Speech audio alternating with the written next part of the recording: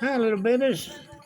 I'm real concerned about this trial that's going to be held down in the U.S. District Court for the District of Columbia in March and overseen by a Democrat partisan, Judge Tanya Chutkan. I'm concerned, to tell you the truth. I have some difficulty believing she'll offer a fair and impartial hearing for that trial, only because she's verbalized on numerous occasions her disdain and even hatred for President Trump. And now, with those kind of preconceptions, the ruling she will make at the trial will favor the government and prosecutors only. For these opinions alone, I believe she should recuse herself from overseeing the trial. She is prejudiced against Trump and can no way, in my opinion, can Judge Chutkan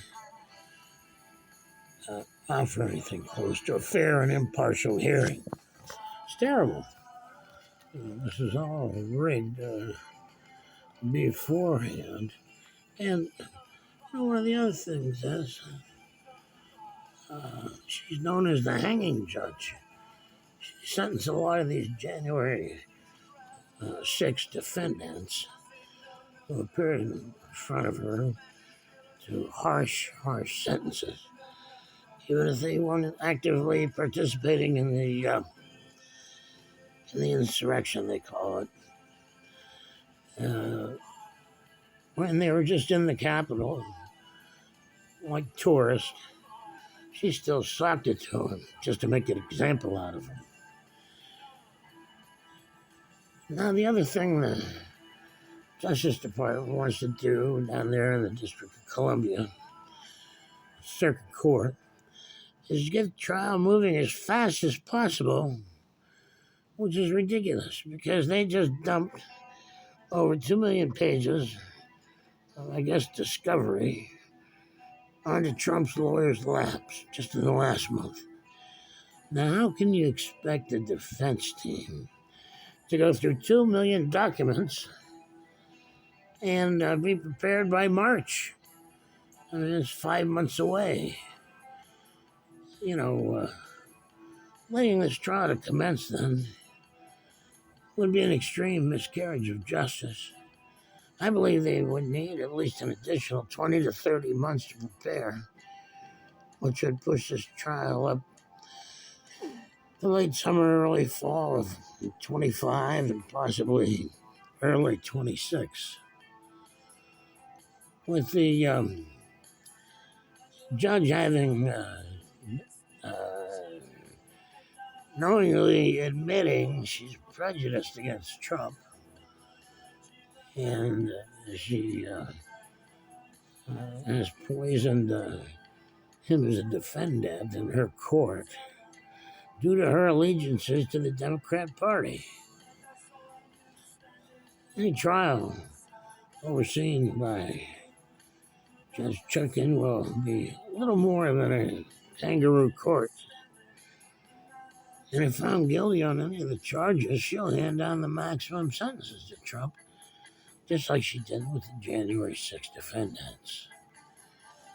Not only must an extension of time be granted to the Trump legal defense, I have concerns about the jury pool, too. Since the District of Columbia's voter registration is approximately 95% Democrats, those who will comprise the jury pool there, they obtain the random selection of jurors from the voter registrations. But the problem is, I really doubt that the jurors with their Democratic allegiances could render a fair verdict. They requested a venue change, which is probably the only fair thing to do, but it's been denied.